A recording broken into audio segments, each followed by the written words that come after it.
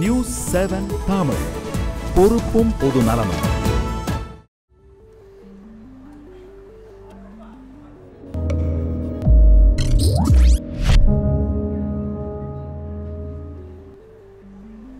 சீராருக்கு உங்களை வரவேற்பது நான் ஹசீஃப். நான் சோனியா. இன்று அதாவது சவுதி அரேபியா ஏமனில் சவுதி அரேபிய கூட்டுப்படை ஹவுத்தி அமைப்பினருக்கு எதிராக தாக்குதல் நடத்தி வரும் வேளையில் 4000 இந்தியர்களில் 1300 இந்தியர்கள் மீட்கப்பட்டுள்ள நிலையில் மேலும் மற்றவர்களையும் மீட்கும் பணிகள் நடைபெற்று கொண்டு வருகிறது. ஹசீஃப், மத்திய கிழக்கை பொறுத்தவரை அவ்வப்போது நிகழக்கூடிய இந்த போர் மாற்றங்கள் என்பது உலக அளவில் இது உலக அரசியலில் இது போன்ற மாற்றத்தை ஏற்படுத்துகின்றது என்பதையும் இன்று பார்க்க இருக்கின்றோம். அதை தாண்டி இஸ்லாமியர்களில் ஷியா மற்றும் சன்னி பிரிவினருக்கு இடையிலான அந்த மோதல் என்பது உலக அரசியலில் எந்த தாக்கத்தை ஏற்படுத்துகின்றது, குறிப்பிட்ட சில நாடுகளினால் இந்த மோதல் எவ்வாறு தங்களுக்கு சாதகமாக பார்க்கப்படுகின்றது என்பது போன்ற பல்வேறு விஷயங்களை பேச இருக்கின்றோம். இது குறித்து பேசுவதற்காக நம்முடைய அரங்கத்தில் சிறப்பு விருந்தினர்கள் இணைந்திருக்கிறார்கள். பேராசிரியர் கிளாஸ்டன் அவர்கள் நம்முடைய இணைந்திருக்கின்றார். ஐயா வணக்கம். வணக்கம்.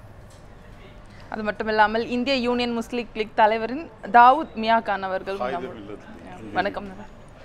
இதனைத் தொடர்ந்து தாவூத் மியாகான் அவர்கள் நம்மோடு இணைந்திருக்கின்றார். தொடர்ந்து இது குறித்து பேசுவோம். ஏற்கனவே சொன்னதன்படி 4000 இந்தியர்கள் ஏமனில் சிக்கியிருக்கக்கூடிய சூழ்நிலையில் அதில் 1300 பேர் தற்போது மீட்கப்பட்டிருப்பதாக இந்திய வெளியுறவுத்துறை வட்டாரங்கள் தெரிவிக்கின்றன. மிஞ்சி இருக்கக்கூடிய அந்த இந்தியர்களை மீட்பதற்கான நடவடிக்கை தொடர்ந்து எடுக்கப்பட்டு வருகின்றது. இது தொடர்பான ஒரு செய்தி தொகுப்பை முதலில் பார்த்துவிடலாம். ஏமனில் கிளர்ச்சியாளர்களை கட்டுப்படுத்தும் விதமாக சவுதி தலைமையிலான கூட்டுப்படைகள் வான்வெடி தாக்குதலை தொடர்ந்து நடத்தி வருகின்றன. போர் மேகம் சூழ்ந்துள்ள ஏமனில் சுமார் 4000 இந்தியர்கள் சிக்கியிருப்பதாகவும் அவர்களை மீட்க தேவையான நடவடிக்கை எடுக்கப்பட்டு வருவதாகவும் இந்திய வெளியுறவுத்துறை அமைச்சகம் தெரிவித்துள்ளது. மீட்பு நடவடிக்கைக்காக ஏற்கனவே இந்தியாவிலிருந்து MV கவரெட்டி மற்றும் MV கோரல் என்ற 2 பயணிகள் கப்பல் அனுப்பப்பட்டுள்ளன. முதல் கட்டமாக 400 இந்தியர்கள் ஏடன் வளைகுடா வழியாக மீட்கப்பட்டுள்ளதாக வெளியுறவுத்துறை வட்டாரங்கள் தெரிவித்துள்ளன. As you are aware, approximately 4000 Indian nationals remain in the conflict zone. சுமார் 4000 இந்தியர்கள் ஏமனில் சிக்கி தவித்து வருகின்றனர். அவர்கள் பாதுகாப்பாக நாடு திரும்புவதற்கான ஏற்பாடுகள் அரசால் செய்யப்பட்டு வருகின்றது. இதன் முதல் படியாக 400 இந்தியர்கள் ஏடனிலிருந்து வெளியேற்றப்பட்டு கடல் மார்க்கமாக நாடு திரும்புகின்றனர். As a first step today, 400 Indian nationals are being evacuated from Aden by the sea route. ஏடனிலிருந்து கப்பல் மூலமாக பக்கத்து நாடான ஜிபவுதிக்கு செல்லும் அவர்கள் அங்கிருந்து விமானம் மூலமாக இந்தியா திரும்புகின்றனர். மீட்பு பணிகளை பார்வையிட வெளியுறவுத்துறை இணை அமைச்சர் VK சிங் ஜிபவுதி நாட்டுக்கு செல்கின்றார். இதனிடையே ஏமன் நிலவரம் குறித்து பிரதமர் மோடி தொலைபேசியில் சவுதி மன்னர் சல்மானுடன் ஆலோசனை நடத்தியதாக தெரிகிறது. அப்போது ஏமனில் உள்ள இந்தியர்களை பத்திரமாக மீட்பதற்கு உதவ தயார் என்று சவுதி மன்னர் உறுதியளித்ததாக கூறப்படுகிறது.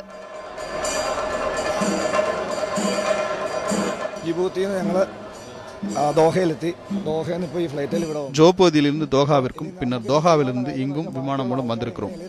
உடனடியாக செய்ய வேண்டியது என்னவெனில் ஆங்காங்கு சிக்கி தவிக்கும் இந்தியர்களை மீட்பதுதான். சவுதி அரசிடம் ராஜாங்க ரீதியில் பேச்சுவார்த்தை நடத்தினால் நமக்கு அனுமதி கிடைத்துவிடும். அதன் பின்னர் சனா விமான நிலையத்தில் இறங்கலாம், ஒருவேளை அது சேதமடையாமல் இருந்தால்.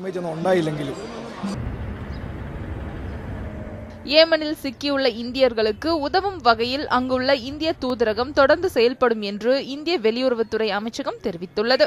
ஏமன் விவகாரத்தில் இந்திய அரசு மிக மந்தமாக செயல்பட்டதாக கூறப்படும் குற்றச்சாட்டை வெளியுறவுத்துறை அமைச்சகம் முற்றிலுமாக மறுத்துள்ளது. ஏமனில் போர் ஏற்படும் வாய்ப்பை உணர்ந்து கடந்த 2 மாதங்களுக்கு முன்பே அங்கிருந்த இந்தியர்களை நாடு திரும்புமாறு அறிவுறுத்தியதாகவும் வெளியுறவுத்துறை விளக்கம் அளித்துள்ளது. செய்திப்பிரிவு நியூஸ் 7 தமிழ், சென்னை. அந்த செய்தி தொகுப்பை பார்த்தோம். அதனைத் தொடர்ந்து பேராசிரியர் கிளாஸ்டன் அவர்களிடம் ஒரு கேள்வி. ஐயா, இந்த மாதிரி இந்த மத்திய கிழக்கு பகுதியில் அதாவது இந்த மாதிரியான விஷயங்கள் போர் இந்த மாதிரி தொடர்ந்து ஏற்பட்டு வருது இல்லையா, அந்த மாதிரியான விஷயங்கள் மற்ற நாடுகள் உற்று நோக்கக்கூடிய அவசியம் என்னவா இருக்கு? மத்திய கிழக்கு நாட்டில் நடக்கக்கூடிய போர்கள் வெறுமனே 2 நாடுகளுக்கு நடக்கிறதோ அல்ல உள்நாட்டு போராக மட்டும் இல்லை. ஏன்னா அங்கே நடக்கக்கூடிய ஒவ்வொரு விஷயமும் பல்வேறு நாடுகள் உற்று நோக்குவதோடு மட்டும் இல்லாமல் நாடு சார்ந்த துருவ பகுதிகள் சார்ந்த ஒரு போராக நம்ம இதை பார்க்கணும். முதலாவது அங்கே என்ன நடக்குது, ஏன் இந்த போர் அப்படிங்கிறத கொஞ்சம் பார்த்தோம்னா அடுத்த பகுதிக்கு நம்ம போகிறதுக்கு கொஞ்சம் இதாக இருக்கும். ஏன்னா அங்கே 1990 வரைக்கும் 2 நாடுகளாக இருக்குது. அதுக்கு வடக்கும் கிழக்குமா இருக்குது, வடக்கும் தெற்குமா இருக்குது. 2 நாடுகளாக பிரிந்து இருந்தது. 90ஆம் ஆண்டு இரண்டு பகுதிகளும் ஒரே நாடாக ஆக்கப்படுது. அப்போ இந்த ஒரு நாடாக வரும்பொழுது என்ன ஆகுதுன்னா வடக்கே இருக்கக்கூடிய பகுதியில் இருக்கவங்க தொடர்ந்து பொருளாதார ரீதியாகவும் மற்ற வணிக ரீதியாகவும் புறக்கணிக்கப்படுறதை நம்ம பார்க்குறோம். அப்போ தெற்கில் இருக்கவங்க ஓரளவுக்கு நல்லா சேர்ந்து வளர்ந்து வர்றதை நம்ம பார்க்குறோம். இந்த பாகுபாடின் காரணமாக அந்த வடக்கு பகுதியில் இருக்கிறவங்க, குறிப்பாக இந்த ஹவுதீஸ் அப்படிங்கிற அந்த குழுவை சார்ந்தவங்க ஒரு கிளர்ச்சியை ஆரம்பிக்கிறாங்க. அந்த கிளர்ச்சியை ஆரம்பிக்கும் பொழுது இவர்களுக்கு நிறைய பேர் அவங்கள உதவி செய்கிறாங்க. ஆனால் என்ன ஒரு வியூகம் இருக்குதுன்னா, அந்த பகுதியை சார்ந்தவங்க ஈரானுடைய உதவியை பெற்று அந்த சண்டைக்கு வராங்களோ அப்படிங்கிற ஒரு யூகம் இருக்குது. ஆனால் ஈரான் அதை மறுக்குது. இன்னொரு பக்கம் சவுதி அரேபியாவினுடைய உதவியை பெற்று போராட்டிகளும் மற்றும் அங்கே இருக்கக்கூடிய அந்த நாட்டினுடைய அதிபர் அவரும் போராட்டத்தில் இறங்குறாரு அப்படிங்கிறது ஒரு பிரச்சனை இருக்குது. அப்போ இதை பார்க்கும்பொழுது என்ன ஆகுதுன்னா, ஏமன் அப்படிங்கிற நாடு இருக்கிற பகுதியும் அவர்கள் இருக்கக்கூடிய மக்களும் அந்த மத்திய கிழக்கு நாடுகளிலேயே மிகவும் ஏழ்மையான நாடு ஏமன் தான். பட் இது ரொம்ப பெரிய பாரேன் மாதிரியோ இல்லை மற்ற நாடுகளில் சவுதி அரேபியா மாதிரியோ நிறைய வளங்கள் நிறைந்த நாடு இல்லை. ஆனால் அந்த நாடு ஒரு service oriented country. Service country அப்படின்னு நம்ம சொல்லும் பொழுது இப்போ சிங்கப்பூர் மாதிரி அங்கே உற்பத்தி திறன் கிடையாது. ஆனால் அங்கே எண்ணெய் வளங்களுக்கு தேவையான திறன்களை செய்யக்கூடிய விஷயங்கள் அந்த நாட்டிலேருந்து தான் போகுது. இப்போ மத்திய கிழக்கு நாடுகளில் இருக்கக்கூடிய விஷயத்தை இந்த மாதிரி சின்ன விஷயம் நடக்கும்பொழுது ஏன் இந்த பிரச்சனை நடக்குது அப்படின்னா, இன்றைக்கி அங்கே நடக்கக்கூடிய ஒரு நவீன அல்கைதா அப்படின்னு நம்ம சொல்லலாம். AQAPன்னு அதை சொல்கிறாங்க. ஒரு நவீன அல்கைதா அப்படிங்கிற ஒரு அமைப்பு தான் இந்த போராட்டத்தை எடுத்துக்கிட்டு வருது. இவங்களுடைய நோக்கம் என்னென்னா, அந்த நாட்டை முழுவதும் கைப்பற்றணும் அப்படின்னு.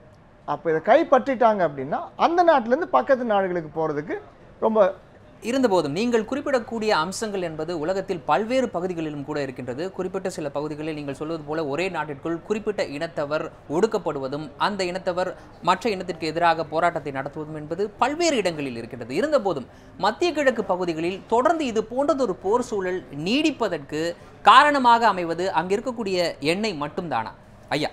இல்லை, முக்கியமாக எண்ணெய் வளம் இந்த மேற்கத்திய நாடுகளும் மற்ற நாடுகளுக்கு பொருளாதார வளர்ச்சிக்கும் ஈவன் பொருளாதாரம் அவங்க நாட்டில் இருப்பதற்காகவே கூட அந்த எண்ணெய் வளம் அவர்களுக்கு தேவைப்படுகின்றது.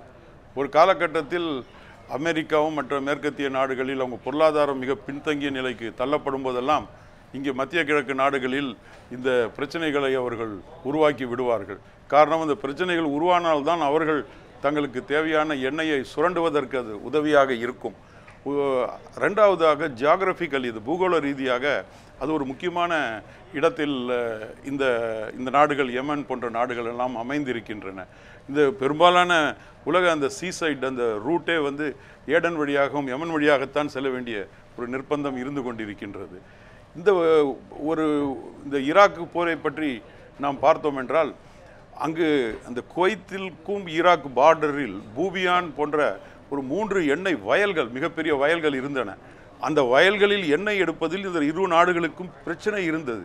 ஆனால் கடைசியாக அமெரிக்கா அதில் தலையிட்டதற்கு பிறகு இப்பொழுது அந்த 3 வயல்களிலிருந்தும் ஏறக்குறை இலவசமாக அமெரிக்கா அந்த எண்ணெயை பம்ப் செய்து கொண்டிருக்கிறார்கள், எடுத்துக்கொண்டிருக்கிறார்கள். அது அந்த மக்களுடைய எண்ணெய் வளங்களை அவர்கள் சுரண்டுவதற்கு அங்கு பிரச்சனைகள் உருவாக்கினால்தான் அவர்கள் அங்கு போய் செய்ய முடியும் என்ற காரணத்தினால் அங்கு திட்டமிட்டு இது நடந்து கொண்டிருக்கிறது. ஆகவே தாவூத் மியா கான் ஐயா அவர்கள் தெரிவித்ததை வைத்து பார்க்கும் பொழுது நான் கேட்ட கேள்விக்கு ஓரளவுக்கு நேரடி பதில் கிடைத்தது என்று கூட சொல்லலாம். அதாவது ஒரு நாட்டில் இருக்கக்கூடிய அந்த பிரச்சனை என்பது உலகத்தில் இருக்கக்கூடிய ஆதிக்கம் செலுத்தக்கூடிய நாடுகளால் தங்களுக்கு சாதகமாக பயன்படுத்தக்கூடிய வகையில் இந்த நிகழ்வுகள் அமைகின்றன. குறிப்பாக மத்திய கிழக்கில் இது அதிகம் நிகழ்வதை நம்மால் பார்க்க முடிகின்றது. தொடர்ந்து பேசுவதற்கு முன்னர் இந்த ஹவுதி அமைப்பினர் யார் என்பது குறித்து நாம் பார்த்துவிடலாம். 2004ஆம் ஆண்டு ஏமனில் ஆயுதம் தாங்கி, அதாவது அரசுக்கு எதிராக ஆயுதம் தாங்கிய போராட்டத்தை ஹவுதி அமைப்பினர் தொடங்கினர். ஹவுதி அமைப்பினர் ஷியா பிரிவினை சேர்ந்தவர்கள் என்று சொல்லிக் கொள்கிறார்கள். அதனைத் தொடர்ந்து ஷியா பிரிவினருக்கு எதிரான ஒடுக்குமுறையை எதிர்ப்பதாகவும் கூறுகின்றனர். அவர்களுடைய கொள்கை ஷியா பிரிவினருக்கு எதிரான ஒடுக்குமுறையை எதிர்ப்பது. அதற்கு அடுத்ததாக ஏமனில் 1/3 பகுதி மக்கள் ஷியா பிரிவை சேர்ந்தவர்களாக இருக்கிறார்கள். 2014 செப்டம்பரில் தலைநகர் சனாவின் ஒரு பகுதியை கைப்பற்றுகிறார்கள். அதனைத் தொடர்ந்து 2015 ஜனவரி மாதம் தலைநகரை முழுமையாகவும் அதிபர் மாளிகையும் கைப்பற்றினர். தற்போதைய தகவலின்படி எமனில் இருக்கக்கூடிய 21 மாகாணங்களில் 9 மாகாணங்கள் ஹவுதி அமைப்பினரினுடைய கட்டுப்பாட்டில் இருப்பதாக கூறப்படுகின்றது. எமனை பொறுத்தவரை நீங்கள் சொன்னதுபடி 3இல் 1 பகுதியினர் ஷியா பிரிவை சேர்ந்தவர்கள். ஷியா பிரிவினர் சன்னி பிரிவினரால் ஒடுக்கப்படும் காரணமாக தங்களுக்கான உரிமையை பெற்றுக்கொள்வதற்காகவே இந்த போராட்டத்தை அவர்கள் தொடங்கியிருக்கிறார்கள் என்பது அவர்களுடைய நம்பிக்கை, அவர்களுடைய கொள்கையும் கூட அதுதான். அதன் அடிப்படையில் தான் இந்த போராட்டம் தொடங்கி நடைபெற்று வருகின்றது. ஆகவே நாம் முதலில் கேட்ட கேள்விதான், இது போன்ற விஷயங்கள் எல்லா நாடுகளிலும் கூட இருக்கின்றன, குறிப்பாக இந்தியாவிலும் கூட இது போன்ற போராட்டங்கள் நடைகின்றன. நம்முடைய இலங்கையிலும் கூட, அண்டை நாடான இலங்கையிலும் கூட உரிமைக்கான போராட்டம் நடைபெறுகின்றது. ஆனால் இந்த பகுதியில் மட்டும், குறிப்பாக மத்திய கிழக்கு பகுதியில் மட்டும் இது போன்ற போர் சூழல் தொடர்ந்து நீடிப்பது என்பது இது போன்ற ஆதிக்கம் செலுத்தக்கூடிய நாடுகளுக்கு தங்களுடைய அவர்கள் யோசிக்கக்கூடிய விஷயங்களை செயல்படுத்திக் கொள்வதற்கு தொடர்ந்து பயனுள்ளதாக அமைந்து வருகின்றதாக நாம் பார்க்கலாமா ஐயா? மத்திய கிழக்கு அப்படிங்கிறது ஒரு கிரைசிஸ் போன் ரீஜன் மட்டும் நம்ம பார்க்கக்கூடாது. இதனுடைய ஹிஸ்ட்ரி ரொம்ப நீண்ட வரலாறு இருக்குது. முக்கியமாக நம்ம பார்க்க வேண்டிய விஷயம், அந்த இடத்துல இருக்கிற இஸ்ரேல் பாலஸ்டைன். அங்கே இருந்தால் இதான் அதனுடைய ரூட். இல்ல, இது ரிசோர்ஸ் கான்ஃப்ளிக்ட் அப்படின்னு நீங்க பாத்தீங்கன்னா, கான்ஃப்ளிக்ட்ல நிறைய கான்ஃப்ளிக்ட்ஸ் இருக்கு. அதாவது ரிசோர்ஸ் கான்ஃப்ளிக்ட் அப்படின்னு சொல்லுவோம். வளம் சம்பந்தப்பட்ட மோதல்கள் இருக்கு, உரிமை சார்ந்த மோதல்கள் இருக்கு, அது மட்டும் இல்லாமல் மொழி சார்ந்த மோதல்கள் இருக்கு, புவியியல் அரசியல் சார்ந்த மோதல்கள் இருக்கு, அப்புறம் பாலினம் சார்ந்த மோதல்கள் இருக்கு, நிறைய மாதிரியான மோதல்கள் இருக்கு. இது எல்லாமே எல்லா பகுதியிலும் இருந்தாலும் நீங்கள் கேட்குற கேள்வி ஏன் மத்திய கிழக்கில் இவ்வளோ ஒரு முக்கியமான காரணம் அப்படி பார்க்குறீங்க? இது 1950க்கு முன்னால் இப்படி இருக்கவே இல்லை. ஏன்னா எண்ணெய் வளம் அப்படின்னு கண்டுபிடிக்கிறது அது பிரபல்யமாகிறது அதுக்கப்புறம் தான். பிரபலமாகிறது அந்த 1950கள் 60களில் தான் பிரபலமாகுது. அதுக்கப்புறம் இந்த spring of the Middle East அப்படின்னு நம்ம பார்க்குறோம். இப்போ இது அந்த உலகத்தில் நம்ம அமைதியாக சமாதானமாக மற்றவங்க இருக்கணும், வியாபாரங்கள் நடக்கணும் அப்படின்னா 23 ஹை வால்டேஜ் கான்ஃப்ளிக்ட் உலகத்தில் நடந்துகிட்டே இருக்கணும். அப்போ தான் உலக பொருளாதாரம் சரியாக இருக்க முடியும். இது நான் சொல்லலை, நிறைய இன்ஸ்டியூட்ஸ் நிறைய ஆய்வுகள் செய்து சொல்லியிருக்காங்க. 23 ஹை வால்டேஜ் கான்ஃப்ளிக்ட்ஸ். அந்த 23ங்கிற நம்பர் எப்படி வருதுங்கிறது கொஞ்சம் இன்ட்ரெஸ்டிங்கான ஒரு விஷயம். ஆனால் இது ஏன் இந்த ஹை வால்டேஜ் கான்ஃப்ளிக்ட் ஏன் இருக்கணும் அப்படின்னு சொல்கிறாங்கன்னா, இன்றைக்கி யார் ஆயுத போராளிகள் இருக்கிறாங்களோ அவங்களுக்கு ஆயுதங்கள் கொடுக்குறவங்களே தான் அந்த அரசாங்கங்களுக்கும் ஆயுதங்களை கொடுத்துக்கிட்டு இருக்காங்க. இது ஒரு பக்கம். இன்னொரு பக்கம், அங்கே இருக்கக்கூடிய வளங்கள் இந்த மாதிரி கான்ஃப்ளிக்ட் நடக்கும் பொழுது ஐயா சொன்ன மாதிரி அங்கே இருக்க வளத்தை சுரண்டுறதுக்கு ஒரு அருமையான ஒரு சந்தர்ப்பமாக ஏற்படுது. இது பேர் டிசாஸ்டர் கேபிட்டலிசம் அப்படின்னு சொல்லுவாங்க. டிசாஸ்டர் கேபிட்டலிஸ்ட் அப்படின்னா யார் அப்படின்னா, ஒரு பிரச்சனையை உருவாக்கி அதன் மூலமாக, அந்த பிரச்சனை தான் அவங்களுடைய முதலீடு, அதன் மூலமாக இருக்கக்கூடிய லாபம் என்ன? அங்கே இருக்க வளங்கள். ஈராக் பார்த்திங்கன்னா அந்த மாதிரி தான் ஆச்சு. ஈராக்கில் அணு ஆயுதங்கள் இருந்துச்சு அப்படின்னு சொல்லி இன்வைட் பண்ணுறாங்க. உள்ளே போனோன்னா அங்கே அணு ஆயுதங்கள் இல்லை, உடனே எண்ணெய் வளங்கள் சொந்தமாகுது. அதுதான் என்னுடைய கேள்வியாகவும் அமைந்தது. அதாவது ஒரு பிரச்சனையை உருவாக்கி அதன் மூலம் லாபம் சம்பாதிக்கக்கூடிய வாய்ப்பு என்பது மத்திய கிழக்கில் அதிகமாக இருக்கின்றதா என்ற ஒரு கேள்வியும் நம் முன் எழுகின்றது. அதற்கான பதிலை கேட்டு பெறுகின்றேன். அதற்கு முன்னர் 0-6 ஒரு சிறிய இடைவேளை.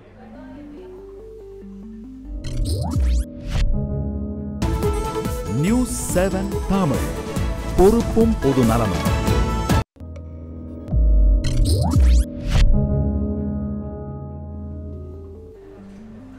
0-6க்கு மீண்டும் வரவேற்கிறோம்.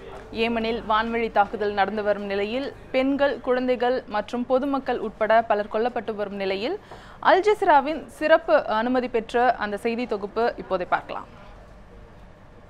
சவுதி தலைமையிலான கூட்டுப்படையினர் நடத்திய தாக்குதலில் பாதிக்கப்பட்டவர்கள் இவர்கள். இந்த தாக்குதலில் குழந்தைகளும் பெண்களும் உயிரிழந்துள்ளதாக ஹவுதி அமைப்பு குற்றம் சாட்டியுள்ளது. இருந்தபோதும் இதில் பெரும்பாலும் போராளிகளே கொல்லப்பட்டிருப்பதாக தகவல்கள் தெரிவிக்கின்றன. இந்த தாக்குதலுக்கு ஹவுதி அமைப்பே காரணம் என சவுதி அரேபியா உறுதியாக கூறுகின்றது. ஹவுதிகள் தங்களது ஆயுதங்களை, வீரர்களை பொதுமக்கள் இருக்கும் பகுதிக்கு குவித்துள்ளனர். நாங்கள் பொதுமக்கள் மீது தாக்குதல் நிகழ்த்தாமல் இருக்கவே முயலுகின்றோம். எங்கள் மீதான தாக்குதலுக்கு பதிலாகத்தான் நாங்கள் தாக்கினோம். அது அகதிகள் தங்கியிருக்கும் முகாம் என்பதை யாரும் உறுதிப்படுத்தவில்லை. ஹவுதி அமைப்பின் கட்டுப்பாட்டில் உள்ள ஏமனின் தலைநகர் சனா உள்ளிட்ட 9 மாகாணங்களில் சவுதி தலைமையிலான வான்படைகள் தாக்குதலை நடத்தி வருகின்றன. பஜதான் மாகாணத்தில் உள்ள ஏமனின் குடியரசு பாதுகாப்பு படையின் ராணுவ தளம் மற்றும் ஆயுத கிடங்குகள் மீது நடத்தப்பட்ட தாக்குதலின் காட்சிகள் இவை. ஹவுதி அமைப்பின் கட்டுப்பாட்டில் உள்ள நகரங்களையும் தாண்டி ஏடனின் துறைமுகங்களை பாதுகாக்கும் வகையிலும் தாக்குதல்கள் நடத்தப்படுகின்றன. ஹவுதி அமைப்பினருக்கு தேவையான பொருட்கள் சென்றடைவதை தடுக்கும் வகையில் தெற்கு பகுதியில் தாக்குதல்கள் நடத்தப்படுகின்றன. கூட்டுப்படைகள் வான்வெடி தாக்குதலை நடத்தி வரும் வேளையில் கடற்படையினர் ஏமனின் துறைமுகங்களை கட்டுப்பாட்டிற்கு கொண்டு வரும் முயற்சியில் ஈடுபட்டுள்ளனர். வான்வெடி தாக்குதல் தொடர்ந்து வரும் சூழ்நிலையில் ஹவுதி அமைப்பினருக்கு ஈரான் உதவுவதாக ஹவுதி குற்றச்சாட்டை முன்வைக்கின்றது. ஆனால் ஈரான் இதனை முற்றிலுமாக மறுக்கின்றது.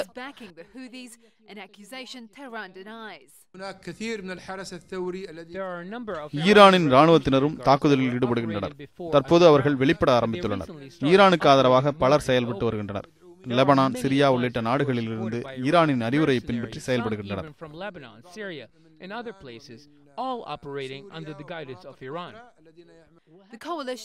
ஏமனின் முன்னாள் அதிபரின் ஆதரவாளர்களும் ஹவுதி அமைப்பினரும் ஆயுதங்களை மௌனித்துவிட்டு பேச்சுவார்த்தைக்கு வரும் வரை தாக்குதல் நிறுத்தப்படாது என சவுதி தலைமையிலான கூட்டுப்படை தெரிவித்துள்ளது. செய்திப்பிரிவு நியூஸ் 7 தமிழ், சென்னை. அல் ஜசீராவின் சிறப்பு அனுமதி பெற்று ஒளிபரப்பப்பட்ட அந்த செய்தி தொகுப்பை பார்த்தோம். இதனைத் தொடர்ந்து தாவூத் மியாக்கான் ஐயாவிடம் ஒரு கேள்வி. ஐயா, சவுதி அரேபியாவை பொறுத்த வரைக்கும் முதல் தரம் இந்த மாதிரி ஒரு தலைமை தாங்கி போர் தொடுப்பது என்பது இது முதல் முறை. அவங்க அந்த நாட்டுக்கு என்ன ஒரு கட்டாயம் இருக்கிறது இந்த போரை வந்து முன்னின்று நடத்துவதற்கு? அதாவது அந்த யெமன் வந்து சவுதிக்கு ஒரு முக்கியமான அந்த பூகோள ரீதியாக ஒரு முக்கியமான ஒரு ஸ்தலமாகும் அங்கே. அது மட்டும் இல்லாமல் சவுதி அரேபியாவுடைய தென்கோடி பகுதியில் இருக்கிற அந்த ஜிசான் யெமன் எல்லையில் எண்ணெய் கிணறுகள் ஏற்கனவே அது கண்டுபிடிக்கப்பட்டிருக்கின்றன. எண்ணெயும் எடுத்து கொண்டிருக்கிறார்கள். ஏடன் அருகில் கூட எண்ணெய் கிணறுகள் கண்டுபிடிக்கப்பட்டிருக்கின்றன. அந்த யெமன் இடம் வந்து தங்களுக்கு எதிரானவர்களிடம் அந்த ஆட்சி அதிகாரம் சென்று விட்டால் அது சவுதியினுடைய பாதுகாப்புக்கு அது பிரச்சனையாகிவிடும் என்ற கருத்தில் அங்கு அவர்கள் தாக்குதல் நடத்தியிருக்கிறார்கள். இது முதல் முறை இல்லை. இதற்கு ஏற்கனவே ஒரு முறை 1950ஆம் ஆண்டுகளில் எகிப்துடன் இணைந்து சவுதி அரேபியா யெமனில் தாக்குதல் நடத்தி இருக்கின்றது. அங்கே அதற்கு பிறகு அங்கே இந்த வட யெமன், தெற்கு யெமன் என்று 2 நாடுகள் இருந்தன. 1967இல் அந்த தெற்கு யெமன் அதுவரையில் பிரிட்டிஷாருடைய புரொடெக்டரேட் பாதுகாப்போடு இருந்து வந்தது. பிறகு அதுவும் சுதந்திரம் அடைந்து தனி நாடாக பிரகடனப்படுத்தப்பட்டது. கடந்த 1990ஆம் ஆண்டில் 2 யெமன்களும் ஒன்றிணைந்து ஒரே யெமனாக ஆட்சி அதிகாரம் செய்து வருகின்றார்கள். ஆனால் அங்கே இந்த ஷியா பிரிவுக்கும் சன்னி பிரிவிற்கும் பிரச்சனை இருக்கின்றது. அந்த மத்திய கிழக்கு நாடுகள் மக்களிடையே அத்தகைய ஒருவரை ஒருவர் கொள்கின்ற அளவுக்கு அங்கு பிரச்சனைகள் இல்லை. ஆனால் அந்த ஆட்சியாளர்கள் தங்களுக்கு சாதகமாக ஏதோ ஒரு பிரிவை தேர்ந்தெடுத்து கொண்டு இந்த வன்முறைகளை, இந்த தாக்குதல்களை எல்லாம் செய்து கொண்டு இருக்கிறார்கள். இன்னும் சொல்ல போனால் இந்த பிரச்சனைக்கு அங்கு அல் காயிதா இயக்கத்தினர் யெமனில் இருப்பவர்கள் தான் உலகத்திலேயே மிக பயங்கரவாதிகள் என்று அமெரிக்கா முடிவு செய்திருக்கிறது. அவர்களுக்கு AQAP அல் காயிதா இன் அமெரிக்கன் பெனின்சுலா என்ற பெயர் வைத்து அதை மிக உன்னிப்பாக அதை எதிர்த்து அவர்கள் இந்த ட்ரோன் விமானங்களை வைத்தெல்லாம் தாக்குதல்கள் தொடர்ந்து நடத்தி கொண்டு வருகிறார்கள். அத்தகைய சூழ்நிலையில் அங்கு இத்தகைய ஒரு தாக்குதல் நடத்தி அந்த யெமன் ஆட்சியை தங்களுடைய கைப்பாவையான ஆட்சியாளரிடம் கொடுக்க வேண்டும் என்று முடிவு செய்திருக்கிறது அமெரிக்கா. அவர்களுடைய திட்டப்படி தான் இந்த ஹாதி என்பவரை அங்கு ஒரு மக்களுடைய ஆதரவே இல்லாத ஒரு மனிதரை அங்கு ஜனாதிபதியாக கடந்த 2-3 ஆண்டுகளாக வைத்திருந்தார்கள். இன்றைக்கு அவர் நாட்டை விட்டு வெளியேற வேண்டிய ஒரு சூழ்நிலை ஏற்பட்டிருக்கிறது. இதற்கு முக்கியமான காரணம் இந்த மேலை நாடுகள் அங்கு தங்களுடைய ஆதிக்கத்தை முழுமையாக்க வேண்டும் என்ற காரணத்தினால் அவர்கள் நடத்தும் பிரச்சனைகளால் தான் அங்கு போர் நடந்து கொண்டிருக்கின்றது. நாம் தொடர்ந்து பேசுவதற்கு முன்னர் மத்திய கிழக்கு பகுதியில் ஷியா மற்றும் சன்னி பிரிவினர் எந்தெந்த நாடுகளில் எவ்வளவு பேர் வாழ்கின்றார்கள், எந்த நாட்டில் யார் பெரும்பான்மையுடன் இருக்கின்றார்கள் என்பது குறித்து பார்ப்போம். முதலாவதாக ஷியா பெரும்பான்மையை பார்ப்போம். அதில் ஈரானில் 89% அளவிற்கு ஷியா முஸ்லீம் அவர்கள் இருக்கிறார்கள். அதனைத் தொடர்ந்து ஈராக்கில் 60% ஷியா முஸ்லீம்கள் இருக்கிறார்கள். அதற்கு அடுத்ததாக பாரைனில் 70% ஷியா முஸ்லிம்கள் இருப்பதாக இந்த 3 நாடுகளை தாண்டி மத்திய கிழக்கில் இருக்கக்கூடிய மற்ற நாடுகள் அனைத்திலும் சன்னி பிரிவினரே பெரும்பான்மையினராக இருக்கின்றனர். சன்னி பிரிவினரை பொறுத்தவரை சவுதி அரேபியா, அந்த வகையில் தான் சவுதி அரேபியா இந்த வான்வழி தாக்குதலுக்கு முன்னிலை வகிக்கின்றது, தலைமை வகிக்கின்றது என்று கூட சொல்லலாம். அதன் பிறகு ஏமன், சிரியா, துருக்கி மற்றும் குவைத் ஆகிய நாடுகளில் சன்னி பிரிவினர் பெரும்பான்மையினராக இருக்கின்றனர். இந்த சூழலில் ஈரான், ஈராக் இந்த 2 நாடுகளை தாண்டி ஒட்டுமொத்தமாக சன்னி பிரிவினரால் பெரும்பான்மை பெற்ற ஒரு நாடுகளால் சூழப்பட்ட அந்த பகுதி, இந்த இருவருக்கும், அதாவது நீங்கள் சொல்வது போல ஆட்சியாளர்களுக்கு மட்டும்தான் பிரச்சனையா அல்லது மக்களுக்கும் கூட இது தொடர்பான ஒரு பிரச்சனை என்பது இருக்கின்றதா? ஐயா கிளாஸ் தொடர்ந்து பிரச்சனையை வந்து இதை எப்படி பார்க்குறோன்றதான் இருக்குது, சித்தரிப்புகள் தான். இப்போது அந்த இடத்த நீங்கள் இப்போ சொன்னபோது ஒரு பகுதியினர் ஒரு இடத்த சுற்றி வளைச்சிருக்காங்க, ஒரு சிறுபான்மையினர் ஒரு பகுதியில் இருக்காங்க. ஒரு மைனாரிட்டி காம்ப்ளெக்ஸ் அப்படிங்கிறது கண்டிப்பாக எல்லாத்துக்கும் இருக்கத்தான் செய்யுது. அப்போ ஒரு சிறுபான்மையினருக்குரிய அந்த தேசத்தை பெரும்பான்மையினர் சுற்றி வளைத்து கொண்டு இருக்கும் பொழுது அவர்களுடைய அடையாளத்தை காக்க வேண்டிய அந்த நிலைமை இருக்குது. இது அரசியல் தலைவர்களுக்கு மிகவும் அதிகமாக இருக்குது அல்லது இருக்குவதாக சித்தரிக்கப்படுகிறது. ஆரம்ப காலங்களில் இது இப்படி இல்லைனாலும் இதை சொல்லி சொல்லி சொல்லி சொல்லி வளர்த்து அந்த அடையாளமானது உறுதிப்படுத்தப்படுகிறது. அடையாளம் உறுதிப்படுத்தப்பட்ட உடனே அங்கே இருக்கக்கூடிய சாமானிய மக்களும் இந்த போருக்கு வர்றதுக்கான ஒரு முயற்சி இருக்குது. அப்போ இந்த சுன்னி பிரிவினர்கள் இருக்கக்கூடிய பகுதிகள் எல்லாம் பார்த்திங்கன்னா ஷியா பிரிவினர்கள் ஒடுக்கப்பட்டவர்கள், தாழ்த்தப்பட்டவர்கள் அப்படின்னு சித்தரிக்கப்படுது. அதே மாதிரி ஷியா பிரிவினர்கள் பெரும்பான்மை இருக்கிற இடங்களில் மற்ற, ஆனால் உண்மையிலேயே அப்படி இருக்கா அப்படிங்கிறது ஒரு சந்தேகத்துக்குரிய ஒரு விஷயம்தான். அதற்கு முன்னர் இந்த ஷியா சன்னி பிரிவு இஸ்லாம் மார்க்கத்தில் எவ்வாறு உருவானது என்பதை விளக்கக்கூடிய ஒரு செய்தி தொகுப்பை பார்த்து விடலாம். இஸ்லாம் மார்க்கத்தை தோற்றுவித்த முகமது நபிகள் மறைந்த பின்னர் இஸ்லாமியர்களை வழிநடத்தக்கூடிய அடுத்த தலைவர் யார் என்பதில் கருத்து வேறுபாடு ஏற்பட்டது.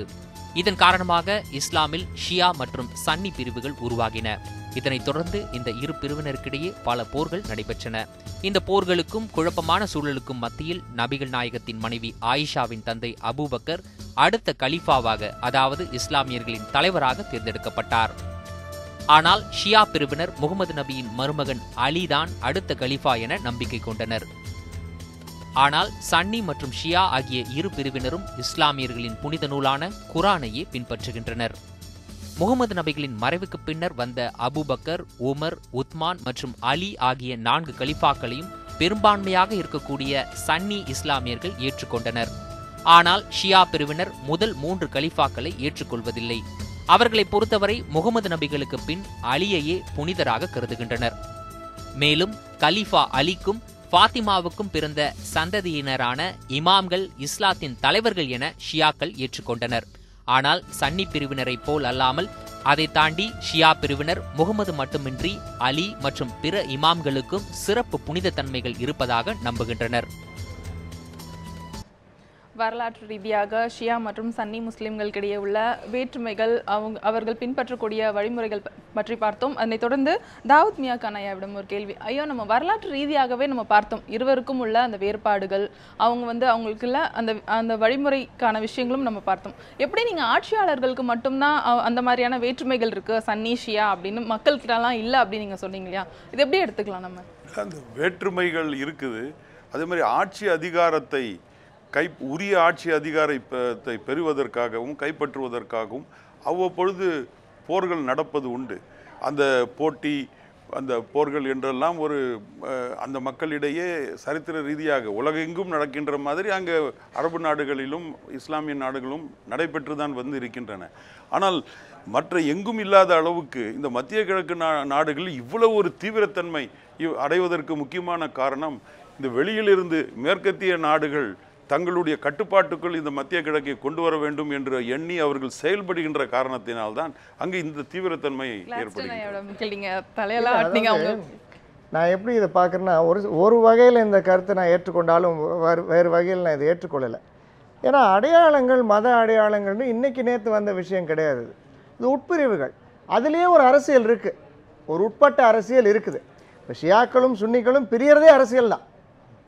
ஒரு தரப்பினர் ஒருத்தரை தலைவராக ஏற்றுக்கொள்கிறதும் மற்றவர்கள் இன்னொருத்தரை தலைவராக ஏற்றுக்கொள்கிறதுமே ஒரு அரசியலாக தான் இருக்குது. இப்போ எப்படி நடந்திருக்குன்னா, ஒரு அடையாள போராட்டம் அல்லது ஒரு அடையாள பிரச்சனை அல்லது மோதல் பொருளாதார ரீதியாக மாறும் பொழுது அங்கே மேலை நாடுகள் மற்ற நாடுகள் வருது.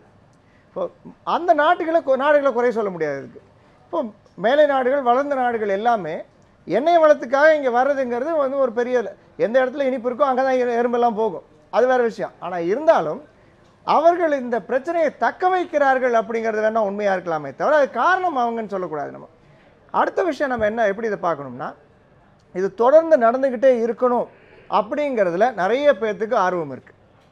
ஏன் ஆர்வம் இருக்குது? இந்த பிரச்சனைகள் நடந்துக்கிட்டு இருக்கும் பொழுது எந்த ஒரு நாடு தன்னுடைய ஒரு ஸ்திரத்தன்மை இழக்கிறதோ மற்றவர்கள் யார் வேண்டுமானாலும் அந்த நாட்டை வந்து சுரண்டலாம், சூறையாடலாம். அதுக்கான ஒரு தளமாக இது தேவைப்படுது. மூன்றாவதாக சொல்லும் பொழுது ஏமன் மாதிரியான நாடு சவுதி அரேபியாவுக்கும் நிறைய பிரச்சனை இருக்குது. ஏன்னா பார்டரிங் கண்ட்ரி, உங்களுடைய மூக்கு பக்கத்தில் யார் வந்தாலும் உங்களுக்கு கண்டிப்பாக பிரச்சனை அப்படிங்கிறது தெரியும். இப்போ நேற்று பாருங்கள், யுனைடெட் அரப் ஆர்மி அப்படின்னு ஒன்று ஆரம்பிக்க போகிறாங்க. இப்போ ஒரு அளவில் அது நல்ல விஷயமா இருந்தாலும் இந்த மாதிரி ஏமன் மாதிரி நாடுகளுக்கு அது ஒரு அச்சுறுத்தலாக தான் இருக்க போகுது. ஏன்னா அது அமைதியை பாதுகாக்கக்கூடிய ஒரு அமைப்பாக இருந்தாலும் உங்களுக்கு அமைதியை பாதுகாக்கிறதுக்கு எதுக்கு ஒரு அதிரடிப்படை தேவையில்லை, அமைதியை பாதுகாக்கிறது அமைதிப்படை தான் தேவை. நீங்கள் குறிப்பிடும்போது ஒரு கேள்வி எழுகின்றது. அதாவது ஒட்டுமொத்தமாக அங்கே இருக்கக்கூடிய அரபு உலகம் என்பது பாலஸ்தீன விடுதலையை ஒட்டுமொத்தமாக ஆதரிக்கக்கூடிய நாடுகளாக கூட இருக்கின்றன. இருந்தபோதும் பாலஸ்தீன விடுதலைக்காக ஐக்கிய அரபு இராணுவம் என்பது இத்தனை ஆண்டுகளாக உருவாக்குவது தொடர்பான எந்த எண்ணமும் ஏற்படவில்லை. ஆனால் இந்த ஒரு விஷயத்திற்கு இப்படி ஒரு இராணுவம் உருவாக்கப்பட்டிருப்பதனுடைய அரசியல் பின்னணி என்ன என்பதையும் குறித்து நாம் பார்க்க இருக்கின்றோம். அதற்கு முன்னர் ஒரு சிறிய இடைவேளை.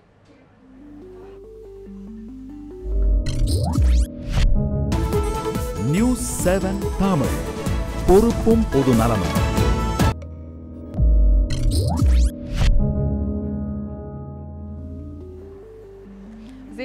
மீண்டும் வரவேற்கிறோம். மத்திய கிழக்கில் தற்போது நிலவி வரக்கூடிய பதட்டமான சூழல் குறித்து விவாதித்து வருகின்றோம்.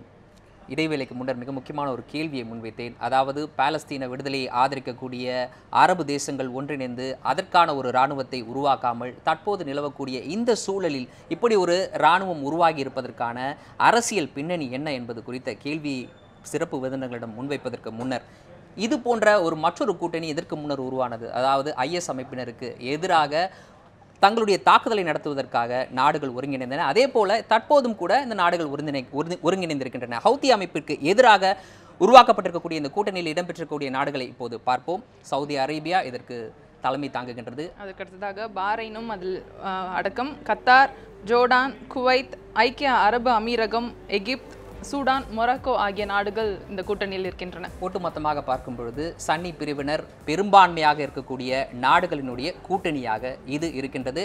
இந்த கூட்டணியில் ஈரானும் ஈராக்கும் இடம்பெறவில்லை. இதை கவனிக்க வேண்டிய விஷயம். ஷியா பிரிவினர் அதிகமாக வாழக்கூடிய, பெரும்பான்மையாக வாழக்கூடிய நாடுகள். அடுத்ததாக ஐஎஸ் அமைப்பினருக்கு எதிராக கூட்டணி, அதில் அமெரிக்கா மற்றும் ஈரான், ஈராக், அதற்கடுத்ததாக ஜோர்டான் உள்ளிட்ட நாடுகள் கூட்டணி. ஒட்டுமொத்தமாக சொல்ல போனால் இந்த இரண்டு கூட்டணியிலும் கூட அமெரிக்கா இருப்பதை நம்மால் பார்க்க முடிகின்றது. இந்த இரண்டாவதாக அமைந்த கூட்டணிக்கு நேரடியான ஒரு தொடர்பு இல்லாவிட்டாலும் கூட மறைமுகமாக அந்த கூட்டணிக்கு ஆதரவை அமெரிக்கா தொடர்ந்து அளித்து வருகின்றது. அதே போல இதற்கு முன்னர் நாம் குறிப்பிட்ட இந்த ஹவுத்தி அமைப்பினருக்கு எதிரான கூட்டணியிலும் அமெரிக்கா இருப்பதை நம்மால் பார்க்க முடிகின்றது. அதன் அடிப்படையில் தான் அந்த கேள்வியை முன்வைத்தேன். இப்பொழுது இப்படிப்பட்ட ஒரு கூட்டு இராணுவத்தை உருவாக்க வேண்டிய தேவை மத்திய கிழக்கில் ஏன் எழுந்தது? இதற்கு முன்னர் அப்படி ஒரு வாய்ப்பே இல்லாமல் இருந்ததா? அதாவது இன்றைக்கி நடக்கக்கூடிய நகர்வுகள் ரொம்ப வித்தியாசமான நகர்வுகள். முதல் நகர்வு வந்து எண்ணெய் வளமானது உங்களுக்கு தொடர்ந்து வாழ்க்கை ஃபுல்லாக உலகம் இருக்கிற வரைக்கும் இருக்க போகிறது கிடையாது. அது வந்து ஃபைனைட் சோர்சஸ், இன்ஃபைனைட் சோர்சஸ் அப்படின்னு சொல்லுவோம். காற்று வளமோ அல்லது சூரிய ஒளியோ இதெல்லாம் ரினியூவபிள் எனர்ஜி உங்களுக்கு தொடர்ந்து இருந்துகிட்டே இருக்கும். ஆனால் இந்த மாதிரி எண்ணெய் வளங்கள் வந்து ஃபாசில் ஃபியூல்ஸ் ரொம்ப நாளைக்கு இருக்க போகிறதில்ல. இன்றைக்கி இந்த எண்ணெய் விலை குறைஞ்சது பார்த்தீங்களா? அதுக்கான முக்கியமான காரணம் என்ன? அமெரிக்காவில் ஒரு சில இடங்களில் எண்ணெய் வளம் இருக்கிறத அவங்க கண்டுபிடிச்சாங்க. அங்கேருந்து எண்ணெயை எடுக்க ஆரம்பிக்கிறாங்க. எண்ணெய் அங்கேருந்து எடுக்க ஆரம்பிக்கும் பொழுது மற்ற இடங்களில் சவுதி அரேபியா போன்ற நாடுகளில், மத்திய கிழக்கு நாடுகளில் இருக்கக்கூடிய எண்ணெய் வளமானது அங்கே இருக்கக்கூடிய எடுக்கக்கூடிய திறன் அல்லது எடுக்கக்கூடிய அளவு வந்து குறைக்கணும். குறைக்காதனால அதிகமான எண்ணெய் வந்து இது வணிகத்துக்குள்ளே வரும்பொழுது, சந்தைக்கு வரும்பொழுது உங்களுக்கு சாதாரணமாக வந்து விலை சரிவு ஏற்படும். இப்போ இந்த நிலையில் காலப்போக்கில் இது வந்து ஒரு லெஸ் செக்யூரிட்டி ஜோனாக மாறப்போகுது. ஏன்னா இவங்களுடைய தயவு மற்ற நாடுகளுக்கு, குறிப்பாக அமெரிக்காவுக்கும் வளர்ந்த நாடுகளுக்கும் தேவை இல்லை அப்படிங்கிற ஒரு நிலைமை வரும்பொழுது இங்கே இருக்கக்கூடிய சின்ன சின்ன நாடுகள் அல்லது நாடுகள், பெரிய நாடுகளாக இருந்தாலும் இவைகள் நாடுகளை தவிர கிட்டத்தட்ட இந்தியா மாதிரி தான். ஏன்னா நிறைய பழங்குடியினர்களும் நிறைய ஆதிவாசிகளும் இருக்கக்கூடிய சின்ன சின்ன குழுக்கள் இருக்கக்கூடிய நாடுகள் இது எல்லாமே. இப்போ இங்கே இந்த அமைப்புகள் எல்லாத்தையும் பார்த்திங்கன்னா இருக்கக்கூடிய இந்த அரசியல் பின்னணியானது இந்த சின்ன சின்ன ட்ரைப்ஸால் உருவாக்கப்பட்ட ஒன்று தான்.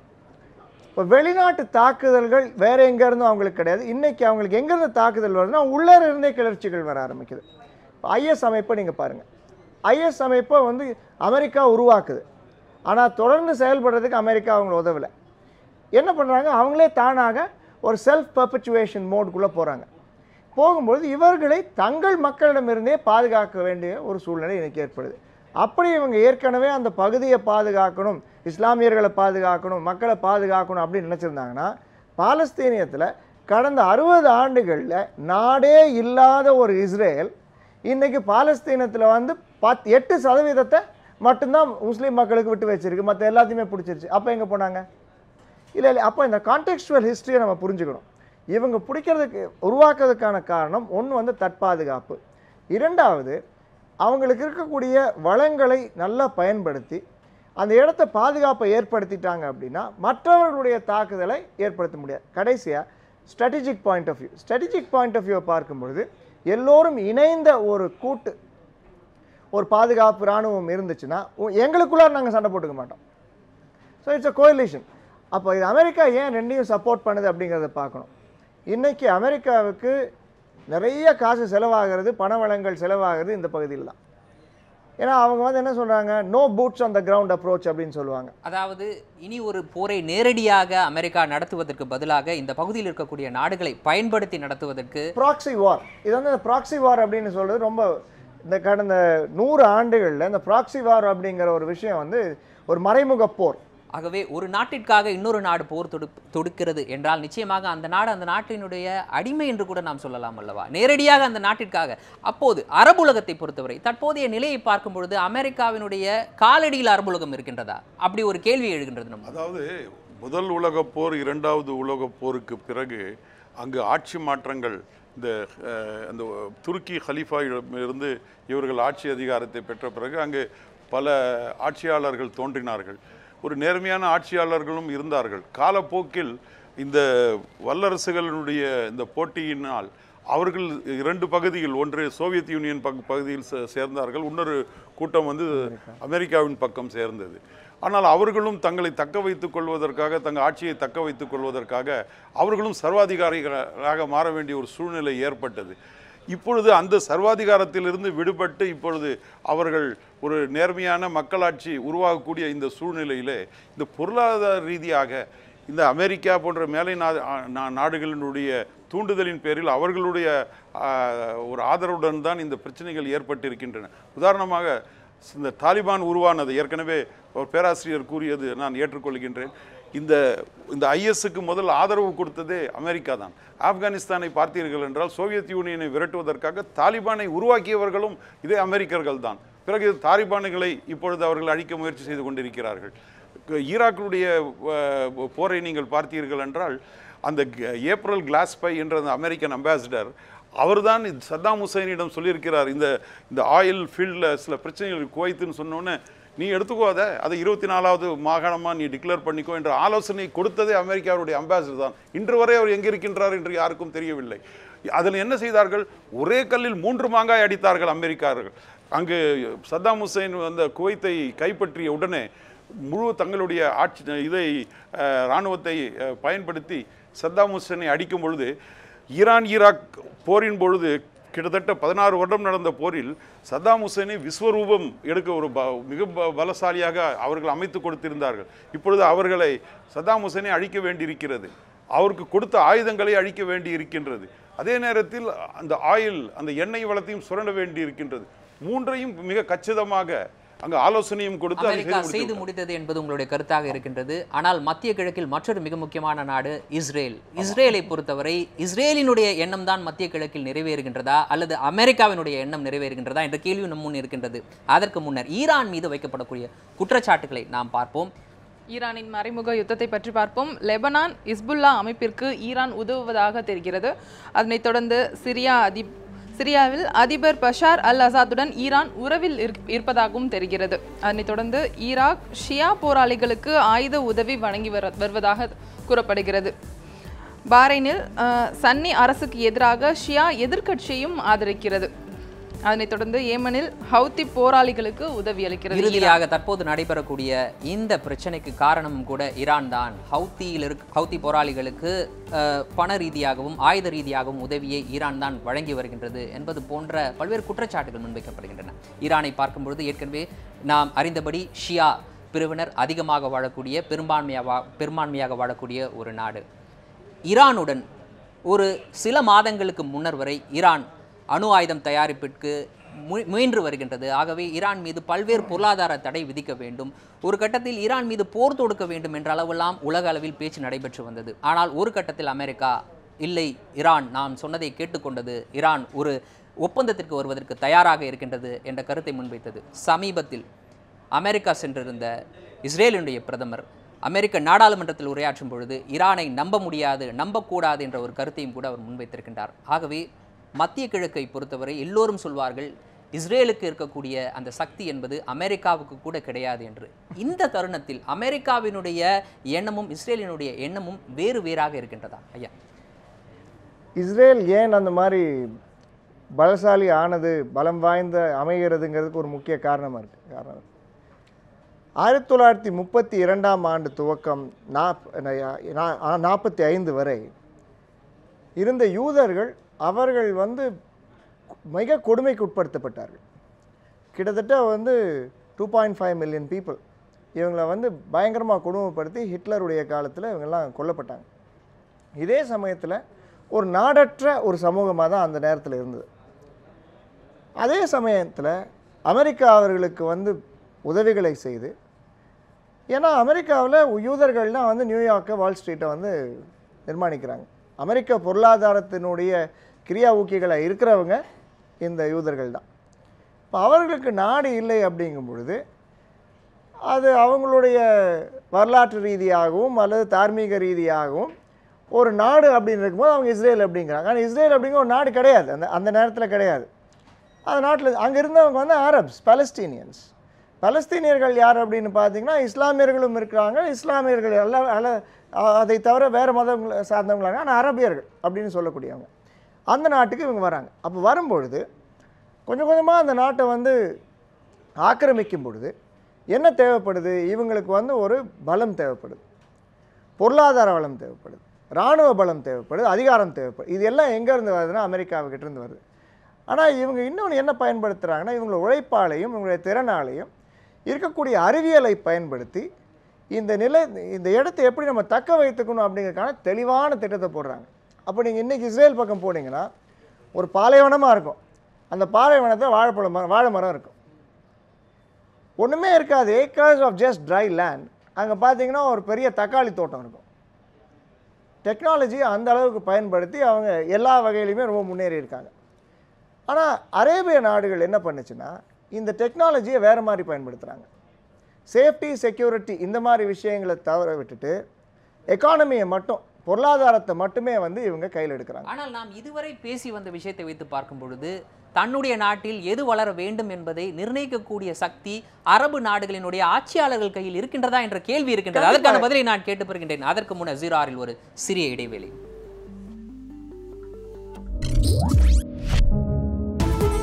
நியூஸ் 7 தமிழ், பொறுப்பும் பொது நலமும்.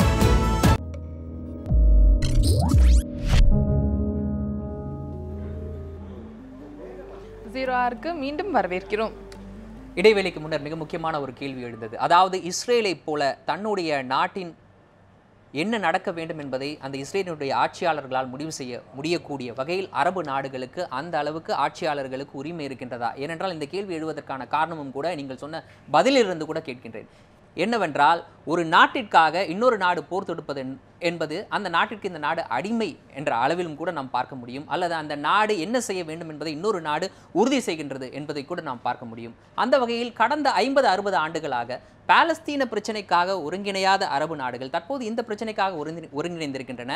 ஏனென்றால் சூழல் என்பது, அமெரிக்காவினுடைய சூழல் என்பது நேரடியாக மற்றொரு போரை நடத்துவதற்கு வாய்ப்பில்லாத ஒரு சூழல் இருக்கின்றது. ஆகவே இதெல்லாம் வைத்து பார்க்கும் பொழுது அமெரிக்கா என்ன சொல்கின்றதோ அதை செய்யக்கூடிய ஒரு நிலையில்தான் அரபு உலகம் இருக்கின்றதா? இஸ்ரேலுடன் ஒப்பிட்டு பார்க்கும் பொழுது சுதந்திரமாக தங்களுடைய பொருளாதாரத்தை வளர்க்கக்கூடிய உரிமை என்பது அரபு நாடுகளுக்கு இருக்கின்றதா? இந்த கேள்விக்கு 2 ஆங்கிள் இருந்து இதுக்கு பதில் கொடுக்க விரும்புகின்றேன். உதாரணமாக இப்போ இஸ்ரேலை நீங்கள் பார்த்தீர்கள் என்றால், இஸ்ரேல் நாட்டினுடைய அரசு தன்னுடைய குடிமக்களுக்காக அவர்கள் எவ்வளவு செலவு செய்கிறார்களோ அதை விட கிட்டத்தட்ட 200 விழுக்காடு அதிகமாக அமெரிக்கா இஸ்ரேலிய குடிமக்களுக்காக செலவு செய்து கொண்டிருக்கிறார்கள். அதாவது அமெரிக்காவுக்கு இது ஒரு ஸ்பெஷல் இன்ட்ரெஸ்ட் வந்து இந்த இஸ்ரேல் மேலே இருக்கின்றது. ரெண்டாவது, இந்த கார்ப்பரேட்ஸ், அமெரிக்காவில் இருக்கிற பெரிய கார்ப்பரேட்ஸ், வெஸ்டிங் ஹவுஸ், அவங்க அந்த கார்ப்பரேட்ஸ் எல்லாம் வந்து அந்த கண்ட்ரோல் செய்யக்கூடியவர்கள் பெரும்பாலானவர்கள் இஸ்ரேலியர்கள், அதாவது அந்த யூதர்களாகவும் இருந்து கொண்டிருக்கிறார்கள். இப்போ உதாரணத்துக்கு இந்த ஒரு போர் நடந்து முடிந்த உடனே, ஈராக் போர் முடிந்த உடனே அங்கே முதலில் சென்ற கம்பெனி ஹாலிபர்டன், டிக் செனி அப்போது உதவி ஜனாதிபதியாக டிஃபென்ஸ் செக்ரட்டரியாக இருந்து அவருடைய தலைமையில் உள்ள ஒரு கம்பெனி தான் முதல்ல போய் அங்கே ஹாலிபர்டனாக போய் ஆயிலை வந்து பம்ப் பண்ண ஆரம்பிக்கிறாங்க. இந்த கார்ப்பரேட்ஸுகளுக்கு மூலமாக இந்த போர்களை ஏற்படுத்தி இதை அவர்கள் கொள்ளையடித்து கொண்டு இருப்பதற்கெல்லாம் இஸ்ரேலும் வந்து அவர்களுக்கு துணையாக இருந்து கொண்டிருக்கிறது.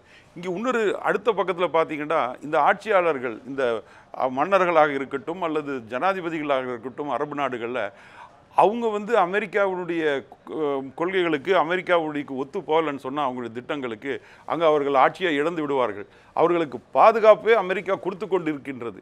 ஒருவேளை அவங்க அமெரிக்காவுடைய சொல்ல மீறினாங்கன்னு சொன்னாண்டா அவர்களை தூக்கி வீசி எறிந்து விடுவார்கள். இந்த நேரத்தில் நான் படித்த ஒரு புத்தகம் ஞாபகத்துக்கு வருகின்றது. ஜான் பெர்கின்ஸ் என்பவரால் எழுதப்பட்ட ஒரு பொருளாதார அடியாளின் ஒப்புதல் வாக்குமூலம் என்ற புத்தகம். அந்த புத்தகத்தில் அவர் தெரிவித்திருக்கக்கூடிய விஷயங்களை வைத்து பார்க்கும் பொழுது அமெரிக்கா, அரபு நாடுகள் எதை செய்ய வேண்டும், எதை செய்யக்கூடாது என்பதை உறுதி செய்கின்றன என்ற வகையில் அவருடைய சாட்சியமாக அந்த புத்தகம் அமைந்திருந்தது. 2004ஆம் ஆண்டு வெளியான அந்த புத்தகம். அதை பேராசிரியர் ஐயா கூட படித்திருப்பார்கள் என்று நான் நம்புகின்றேன். அதை வைத்து பார்க்கும் பொழுது அரபு நாடுகளை பொறுத்தவரை அவர்கள் தங்களுடைய பொருளாதாரம் இப்படிதான் அமைய வேண்டும், இவர்கள்தான் எங்களுடைய எதிரி, இவர்கள் என்னுடைய நண்பர்கள் என்பதை தாங்களே முடிவு செய்து கொள்ளக்கூடிய வகையில் அவர்களுக்கு சுதந்திரம் வழங்கப்பட்டிருக்கின்றதா? இதில் நான் சொல்ல வேண்டிய இன்னொரு கருத்து, இந்த இஸ்ரேல் பிரச்சனை, அரபு நாடுகள் இஸ்ரேலுடைய பிரச்சனை வந்து ஒரு முக்கியமான பிரச்சனை. அரபு நாடுகள் வந்து எல்லாரும் ஒருங்கிணைந்தார்கள் என்றால் அங்கே இஸ்ரேல் ஒரு சில நாட்களுக்குள் அவர்கள் தூக்கி எறிந்துவிட முடியும். ஆனால் அவர்களுக்குள் அந்த ஒற்றுமை வரக்கூடாது என்பதற்காகவும் அவருடைய கவனங்கள் இந்த மாதிரி உள்நாட்டு பிரச்சனைகளிலும் மற்ற அவர்களுக்கு இடையான பிரச்சனைகளும் போக வேண்டும் என்பதற்காகவும் இந்த அமெரிக்கா ஷியா சன்னி பிரிவினர் தங்களுக்குடன் ஒற்றுமையாக இருக்கக்கூடாது என்பதை அமெரிக்கா உறுதி செய்து கொண்டிருக்கின்றதா ஐயா? அது ஒரு பகுதியில் ஒரு சில நேரங்களில் ஏற்றுக்கொண்டாலும் பெரும்பான்மையில் அதை ஏற்றுக்கொள்ள முடியாது. ஏன்னா இது வந்து உட்பிரிவுகள். நான் ஏற்கனவே இதை பற்றி நான் சொல்லிட்டேன். இந்த பொருளாதார ரீதியாக ஒரு கேள்வி நீங்கள் கேட்டீங்க, அந்த கேள்விக்கு நான் இப்போ வரேன். பொருளாதாரம் அப்படிங்கிறது ஒரு வியாபாரம், அவ்வளோதான். யார் வந்து என்கிட்ட அதிகமாக வாங்குகிறாங்களோ அவங்களுக்கு நான் என்ன வேணால் செய்வேன். இன்றைக்கி இந்தியா அந்த மாதிரி பண்ணலையா? இந்தியா என்ன பண்ணுது? நேற்று வரைக்கும் உறவில்லாத நாடுகளை இன்றைக்கி உள்ளே கூப்பிடுறோம், நாளைக்கு புதுசாக ஏதாவது நம்ம செய்வோம். இது எல்லாமே வந்து அதுதான் an equation of money. யார்கிட்ட பணம் இருக்குது, என்கிட்ட வளம் இருக்குது, நீ வா, பணத்தை கொடு, நீ வாங்கிட்டு போ. இப்போ அமெரிக்காவுக்கு நிறைய எண்ணெய் தேவைப்படுது, அந்த எண்ணெய் என்கிட்ட இருக்குது, அவன் நீ மற்ற இடங்களில் நீ போய் வாங்க மாட்டேன். அப்போ நீ சொல்றது வெறுமனே அரசியலிலிருந்து பிரித்து பார்க்க முடியும் என்று நினைக்கிறீர்களா? உலகத்தில் நடைபெறக்கூடிய போர்களினுடைய பின்னணியில் பொருளாதாரம் தானே காரணமாக பொருளாதாரம் தான். அதனால தான் சொல்கிறேன், இந்த சிம்பிள் எக்கனாமிக்ஸ், இந்த டிமாண்ட் சப்ளை கேப்பை ஃபில் பண்ணுறது வந்து பாலிடிக்ஸ். ஏன்னா விலையை ஏற்றணும் அப்படின்னா ஏன் வந்து அமெரிக்காவில் விலை டாலர் விலை ஏறுச்சுன்னா இந்தியாவில் ஏன் விலை இறங்கணும்? என்ன சம்மந்தம்? அது குளோபல் எக்கனாமிக்ஸ் அப்படி தானே இருக்குது நமக்கு. இப்போ ஏதோ ஒரு இடத்துல விலை ஏறுது, இந்தியாவில் உற்பத்தி ஆகிற ஒரு விஷயம், இந்தியர்களே தயாரிக்கிற விஷயம், அது ஏன் விலை இறங்கணுன்றது. அதன் அடிப்படையில் தான் இந்த கேள்வியை முன்வைக்கின்றேன். உலக பொருளாதாரத்தை கட்டுப்படுத்தக்கூடிய சக்தி வாய்ந்த நாடுகள் இது போன்ற போர்களை அவர்களே தூண்டி விடுவதற்கான வாய்ப்பும் இருக்கின்றது அல்லவா? கண்டிப்பா வாய்ப்பு இருக்கு. அந்த மாதிரி அந்த போர் சாதாரணமாக நடைபெறாது. நிச்சயமாக இரண்டு இனக்குழுக்களுக்கு இடையிலான பிரச்சனையை ஊதி பெருக்குவதன் மூலமாக கூட அந்த போர் நடைபெறும் அல்லவா? கிடையாது. அதாவது ஊதி பெருக்குவதன் மூலமாக அந்த போரை தக்க வைத்துக் கொள்ள முடியுமே தவிர அதுக்கு காரணமாக அது அமைய முடியாது. ஏன்னு கேட்டால் அங்கே இருக்கக்கூடிய அந்த குழுக்களினுடைய கெப்பாசிட்டி அவ்வளோதான், அவங்களால அதோட பெருசு பண்ண முடியாது. இன்றைக்கி இருக்கக்கூடிய மீடியா என்ன பண்ணும்னா ஒரு சின்ன விஷயத்தை கூட பெருசாக்கிறதுக்கான ஒரு வாய்ப்பு இருக்குது, அதை பயன்படுத்தும். ஆனால் மீடியா யார் கையில் இருக்குது? இந்த சக்தி வாய்ந்த குழுக்கள் மத்தியில் தான் இருக்குது. இன்னொன்று, மத்திய கிழக்கு நாடுகளில் இருக்கக்கூடிய இடங்களில் எங்கேயுமே ஜனநாயக ஆட்சிகள் கிடையாது, மிக குறைந்த இடங்களில் தான் இருக்குது. இப்படி இருக்கும் பொழுது என்ன ஆகும்னா வெஸ்டட் இன்ட்ரெஸ்ட் இருக்கும். அதாவது ஒரு தலைவர் அவர் என்ன சொல்கிறாரோ அதுதான் இங்கே நடக்கணும்.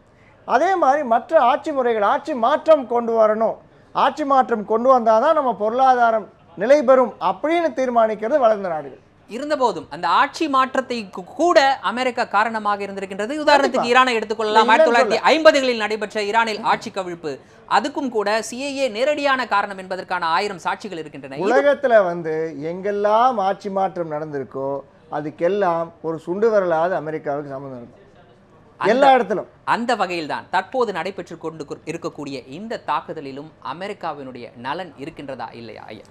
அமெரிக்காவினுடைய நலன் இருக்குதா இல்லையாங்கிறது இப்போ உடனடியாக நம்ம அங்கு குழந்தைகள் கொல்லப்பட்டு கொண்டிருக்கிறார்கள், பெண்கள் கொல்லப்பட்டு கொண்டிருக்கிறார்கள். இந்த போர் என்பது அமெரிக்காவினுடைய நலன் சார்ந்த போராக இருப்பதற்கான வாய்ப்பு இருக்கின்றதா இல்லையா? வாய்ப்பு இருக்கிறதா இல்லையாங்கிறது இப்போ உடனடியாக நம்ம சொல்ல முடியல, இந்த போரில் இருக்கிறதா இல்லையான்னு சொல்ல முடியல. ஆனால் என்ன நடக்குது அப்படின்னா இதனுடைய விளைவுகள் அமெரிக்காவுக்கு சாதகமாக அமையலாம் அப்படிங்கிறதுக்கான ஒரு விளைவுகள் இப்போ நமக்கு தெரியுது. ஆனால் இது நேரடி தொடர்பு இருக்கா இல்லையா அப்படிங்கிறது இன்னும் ஒன்றும் பெரிய வெளிப்படையாக இன்னும் ஆதாரங்கள் இல்லை, ஆதாரப்பூர்வமாக நமக்கு தெரியலை இது வரைக்கும். அதற்கான ஆதாரமாக நாம் இவற்றையெல்லாம் எடுத்துக்கொள்ளலாமா? அதாவது இதுவரை தாங்கள் நேசித்த ஒரு பூமியினுடைய விடுதலைக்காக ஒன்று சேராத அரபுலகம் இந்த விஷயத்திற்கு ஒன்று சேர்ந்திருக்கின்றது என்ற வகையிலும் கூட இதை ஒரு உதாரணமாக எடுத்துக்கொள்ளலாமா ஐயா? இல்ல, இதை உதாரணமாக எடுத்துக்கொள்ள முடியாது. அமெரிக்காவுக்கும் இந்த தாக்குதலுக்கும் எந்த பின்னணியும் இல்லை என்று சொல்கிறீர்கள்? இல்லை, இருக்கின்றது. ஆனால் இந்த அரபு நாடுகள் எல்லாம் இதில் ஒருங்கிணைவார்கள் என்று அதை எதிர்பார்க்க முடியாது. காரணம், இன்றைக்கு அந்த ஹவுதீஸ் என்று சொல்பவர்கள் பெரும்பாலானவர்கள் ஷியாக்கள் ஆக இருக்கின்ற காரணத்தினால் அங்கு ஈரானுக்கு ஆதரவாக இந்த நாட்டினுடைய ஆட்சி அதிகாரம் சென்று விடுமோ என்ற அச்சத்தில் தான் அமெரிக்கா இதற்கு பின்னணியில் இதற்கு ஆதரவு தெரிவிக்கிறார்கள். அது அவர்கள். ஆனால் ஒருபுறம் நான் ஏற்கனவே சொன்னதன்படி சில மாதங்களுக்கு முன்னர் வரை ஈரானை வேறு விதமாக பார்த்து வந்த அமெரிக்கா தற்போது வேறு விதமாக பார்த்து வருகின்றது. ஈரானுடன் ஒரு நல்லுறவு பேணுவதற்கான வாய்ப்பையும் கூட அது உருவாக்கி கொண்டிருக்கின்றது. அதன் அடிப்படையில் தான் இஸ்ரேலினுடைய பிரதமர் இவ்வாறு செய்யக்கூடாது என்பதை தன்னுடைய கண்டனமாக கூட பதிவு செய்திருக்கின்றார். இருந்தாலும் அமெரிக்காவுக்கு எப்பொழுதுமே அந்த ஈரான் மீது ஒரு சந்தேக கண் இருந்து கொண்டுதான் இருக்கிறது. அதனால் ஈரான் தன் ஒரு பலம் பொருந்திய நாடாக ஏற்கனவே இது ஒரு தனி நாடாக இருந்தது, ஷியாக்களுடைய ஒரு தனி நாடு. இப்பொழுது அந்த அசர்பைஜானில், அதாவது ரஷ்யாவினுடைய விடுதலை பெற்ற சோவியத்தின் ஒரு அவங்க ஷியா மெஜாரிட்டி நாடாக இருந்து கொண்டிருக்கு. ஏனைய நாடுகள் எல்லாம் ஷியாவுடைய கண்ட்ரோலில் இல்லை.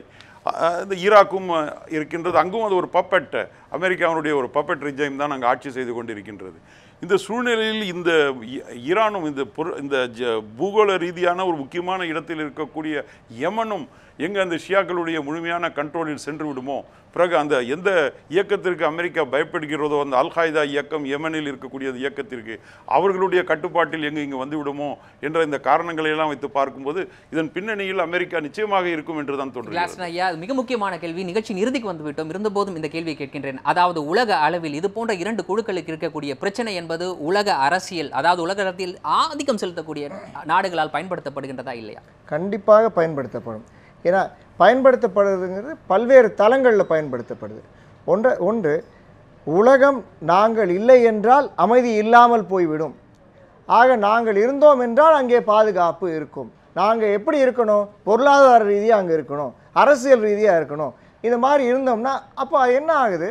நாங்களே எங்களால் நகர முடியாது அப்படிங்கிற ஒரு சூழ்நிலைக்கான ஒரு சூழல் இருக்குது. உலக அரங்கு இதை தான் பயன்படுத்துது. இரண்டாவதாக எப்படி இதை பார்க்கலாம்னா, ஒரு நகர்வுகள், அந்த பகுதியில் இருக்க நகர்வுகளை வைத்து நம்ம நிறைய விஷயங்களை சொல்ல முடியும். இப்போ ஈரானுடன் நீங்கள் கேட்டீங்க, என்ன இந்த திடீர்னு புது பாசம், புது உறவு என்ன அப்படிங்கிறத நீங்கள் கேட்டீங்க. அதுக்கு வேறு பெரிய ஒரு காரணம் நம்ம பார்க்க முடியாது. இன்றைக்கி சவுதி அரேபியாவை பொறுத்தவரையில் அல்லது ஈராக்கை பொறுத்தவரையில் அந்த நாடை நம்ம ஏற்கனவே நம்ம பார்த்துட்டோம்ல, அங்கே இருக்க வளங்களை நமக்கு சொந்தமாக்கியாச்சு. இன்னும் இருக்க போகிறது சவுதி அரேபியா ஈராக்குக்கு அடுத்தது மிக அதிகமான எண்ணெய் வளம் இருக்கக்கூடிய நாடு ஈரான் தான். உங்களுக்கு எண்ணெயாக இருந்தாலும் சரி, மற்ற வளங்கள் இருக்கக்கூடிய நாடு ஈரான் தான். இப்போ அவங்கள நீங்கள் பழிச்சுக்கிட்டு இன்றைக்கி போகும்பொழுது ஏராளமான பொருளாதார நாசங்கள் ஏற்படும்.